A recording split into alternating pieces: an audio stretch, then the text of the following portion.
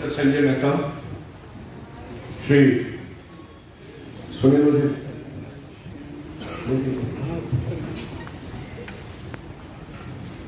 आदरणीय सुनील ओझा जी, कौशल किशोर शर्मा जी, मृदुला जायसवाल जी, डॉक्टर रत्नेश वर्मा जी, अरविंद जैन जी,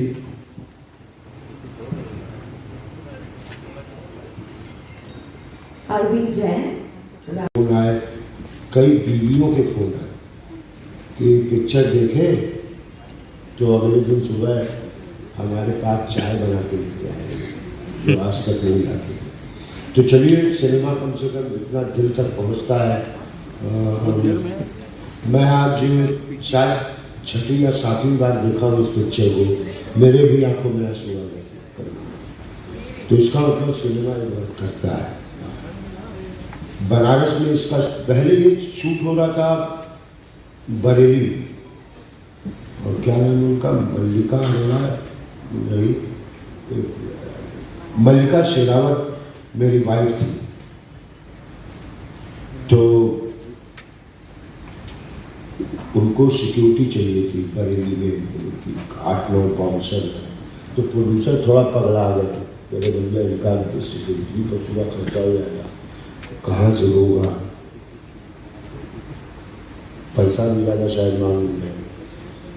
तो फिर चुप हो गए। प्रीति मेरा अंग्रेज बच्चा, शक्ल अंग्रेजों सी और संस्कार पूरे भारतीय, बनारसी। ये जी गाली दे रही है, जो दे रही है ले ले, तू क्या खींच। इस खूबसूरत गीत के साथ आपका दोस्त एहसास यानी संतोष राव लेता है आपसे विदा। कल फिर हाजिर होंगे आपकी फरमाइशी गीतों के साथ। तब तक सुनते रहिए FM। और ये मैं यशवंत बता, इस कहानी का इकलौता सोता हुआ ही, इस बात से बेखबर कि ठीक 2 महीने बाद प्रीति और किरण मुझसे दूर हो जाए। विश्वास नहीं हो रहा, क्योंकि दिख तो सब ठीक रहा है, घर में भी। फिर नंदिता दास होने वाली थी इसमें, वो भी ले गई। फिर एकाएक जो मेरी वाइफ बनी है, कलकत्ता की है, एकाग्री खन्ना, वो हुई। और बनारस में हमारा प्लान था, पोली चाचा कचौड़ी गली जो है ना, वहाँ से मुर्दे बहुत जाते हैं, हर 10-10 मिनट का राम नाम सत्य है राम नाम। मैंने कहा वैसी जगह पर ये इस पिक्चर को रखते हैं कि एक जिंदगी और एक डेथ। लेकिन वो गली बहुत छोटी थी, उतना बड़ा घर नहीं मिल रहा था, तो हमने थोड़ा उस फेस को हटा के बनारस के इस पक्ष को रखा। रति भैया जब हम ये पिक्चर करने के प्रमोशन के लिए आए थे बनारस, तो किसी ने कहा ये तो अच्छा है बनारस टूरिज्म पर, ना ये बनारस की फिल्म नहीं है, ये बनारसियों की फिल्म है। बहुत बढ़िया। अपने ही जो ज़्यादातर मेल अकड़ में होता है, हमें कहा अरे घर का है, कहा बोले क्या इनका वाई लगी, समझ में, वो एटीट्यूड वाली फिल्म थी। खूबसूरत फिल्म थी, अच्छा लगा आप लोगों को, अच्छा लगा।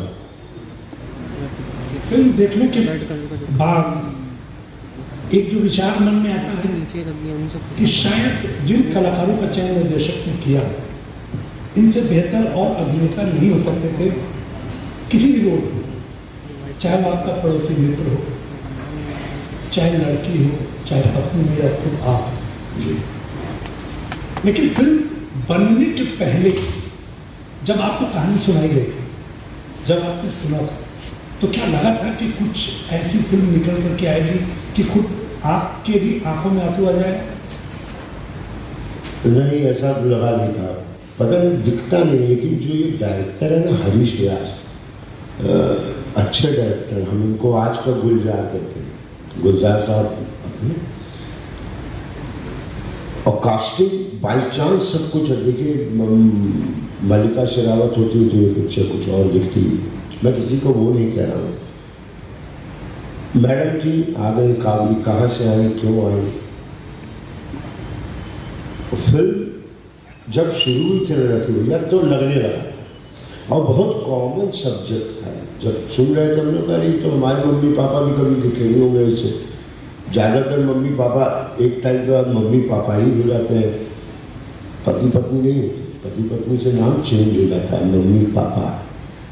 बेटा मम्मी कहाँ है, बेटा पापा कहाँ है, ऐसे ही हमारे हिंदुस्तान में बड़ा अच्छा है एक पत्नी को बुलाते हैं लोग। एक मिनट सुनती हो, नाम से भी नहीं बुलाते एक उम्र के बाद। जरा एक सेकंड सुनो, एक सेकंड बुला, एक मिनट यहाँ आओ, एक मिनट, क्या कपड़े पहनी हो तुम, मतलब इस तरह का।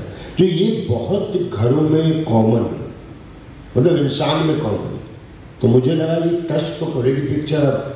और इस पिक्चर को जो बनारस मिला है ना, उसने तो चार चांद लगा दिया। बरेली में होता तो शायद बहुत सूखी सी फिल्म लगती, लेकिन बनारस में जब वो घर छोड़ के जा रही हैं, नाव पे 2 आदमी बैठे हैं, और जो गलियां यहाँ की गलियों में भीड़ भाड़ खूब होता है, लेकिन बहुत ध्यान से ऊपर देख के चलो तो अकेले लगती है। बहुत एक सन्नाटा भी है गली में, पुराना है ना, बहुत पुराना है। उठती लोग नए नीचे चलते जा रहे हैं, आ रहे हैं, जा रहे हैं, आ रहे हैं, जा रहे हैं। और बनारस में इसको करने का एक और मकसद था कि बनारस में बहुत लोग आते जाते रहते, चले गए बनारस में दर्शन करे क्या और निकल जाए, आए नहाए चले गए, आए। और ये आने जाने के बीच की कहानी, तो उम्मीद था भाई कि थोड़ा लगेगा। और ये दिखाई देता है ट्रीटमेंट इसमें डायरेक्टर का, कि जगह जगह जिस तरह के, जैसे अभी आपने जिक्र किया कि नाव पर वो बैठ करके जा रही है, 2 साधु बैठे हुए हैं, तो ये जर्नी दिखा रहा है। और जर्नी के साथ साधु को बिठा करके पानी में एक विरक्ति दिखा रहा है कि एक सब त्याग की भावना, सब छूट गया या छोड़ दिया या छोड़ा गया। इसके पीछे सोच कुछ भी हो सकती है, लेकिन वो छूट करके जा रहा है। उसके साथ साथ ब्रिज भी दिखाया गया। ये ट्रीटमेंट डायरेक्टर का अपना हो सकता है कि लोग उसने दिखाया कि ट्रेन के ऊपर ब्रिज भी दिखा रहे हैं, कि ब्रिज के ऊपर से भी जा रहे हैं, लेकिन ब्रिज 2 चीज़ों को जोड़ने का भी एक कारण हो सकता है। कि 2 चीज़ों को जोड़ता है, तो 2 विचारधाराएं जुड़ रही हैं, 2 लोग जुड़ रहे हैं, 2 संस्कृतियाँ जुड़ रही हैं, कुछ भी 2 चीज़ें जुड़ रही हैं आपस में। लेकिन यहाँ पर ठीक वहाँ से नीचे कैमरा करके छोड़ रहा है, कि छूट करके जा रहा है। इन सब के साथ वो अपना निर्देशक का कुछ सोच हो सकता है, लेकिन छूट बहुत कुछ रहा था। ऐसा बहुत सारे परिवारों में आज देखने को मिलता है कि कहीं पर व्यक्तिगत अहम होता है, कहीं पर अपनी व्यक्तिगत इच्छाएं, अपने पर्सनल डिजायर, कि हम कुछ करना चाहते हैं, हम कुछ बनना चाहते हैं, हम कुछ कर लेते हैं जो ये सोचते हैं कि हमारे गार्जियन, हमारे पेरेंट्स या हमारे साथ के लोग उतना बेहतर हमारे लिए नहीं सोच सकते, और हम ये कर रहे हैं। तो एक संदेश भी दे रही है ये फिल्म, कह रही है। पीछे पीछे संगीत का भी बड़ा अच्छा महत्व रहा है। पिक्चर शुरू ही होती है एक ठुमरी से, गंगा दिख रही है, बनारस का और बनारस का संगीत भी उसके साथ दिखाई देता है, गंगा की लहरों के साथ चलता है। तो बीच में कई कई जगह पर रुलाया भी है, और लेकिन पुरुष के अहंकार को भी दिखाया कि आपका ईगो जो है वो अपनी जगह पर कायम है, कि हम कैसे उसके आगे झुके, हम कैसे उसको बोले, और हम उसको बोलेंगे आई लव, वो बोले, और वो बोलिए। 24 साल गुजर चुके हैं। इसको जब आपने खत्म करना चाहा, इस दूरी को खत्म करना चाहा, और वो दूरी क्या आपको लगी कि आपने खत्म कर दिया उसको? लास्ट में वो आके बोलता, बताओ यार पानी कट गया। पानी काट दिया, कैसे काट दिया? मतलब दूरी खत्म होने का एहसास तो दिखाया, दूरी खत्म होने का एहसास दिखाया, एहसास दिखाया है। हाँ, लेकिन उस एहसास को भी लास्ट में जब हाथ के साथ जहाज पे हुआ, अब उड़ी है दूसरी जिंदगी, उस दूसरी जिंदगी में अब प्रवेश, आज एहसास दिखाया। स्कूटर भी तो ये बहुत अच्छा था, आपने बहुत ही अच्छा बेहतरीन अभिनय किया है, और हमको बड़ा आनंद आया है। और ये सच कह रहा हूँ कि हॉल में बैठ करके चोरी से माइक हटा करके बोलूँगा,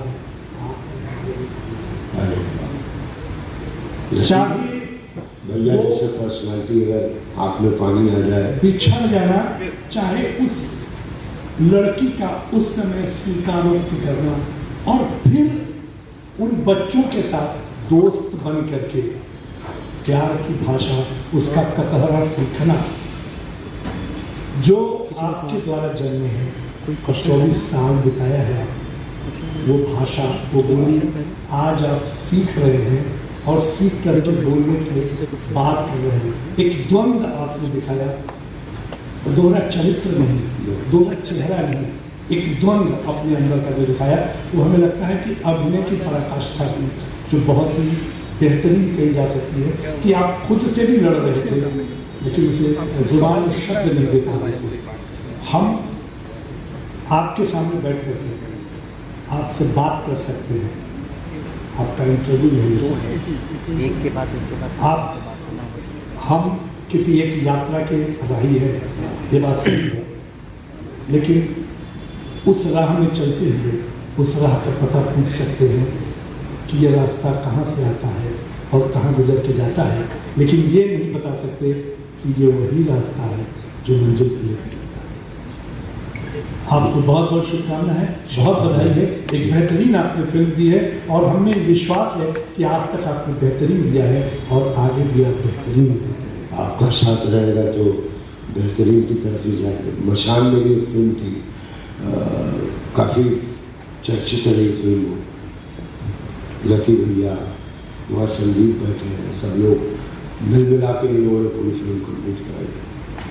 धन्यवाद रत्नेकर, धन्यवाद। एक बहुत छोटी सी अभिनय, पंकज ने भी बहुत अच्छा अभिनय जी किया जी है। जी। और ऊपर से ये मनकलका इंटरनेशनल फिल्म फेस्टिवल, अच्छी फिल्में देखेंगे हम फिल्म वालों के लिए, चाहे वो रति भाई का डिपार्टमेंट हो, मेरा हो, या किसी म्यूजिक डायरेक्टर का या लिरिक्स वाले का, किसी का भी डिपार्टमेंट हो, हमारे लिए जो सिनेमा है ये किताबें हैं। हर प्रकार के सिनेमा को देखें, आगे बढ़ोगे, ये रहेगा मैं पहुंच गया, कहाँ पहुंच गया, तो बढ़िया इतनी सब पढ़ वढ़ करके, ऐसी किताबों को देख करके, अपने शहर के संस्कार को लेकर के आगे बढ़ो, निश्चित रास्ता है। तो बहुत बहुत धन्यवाद। धन्यवाद।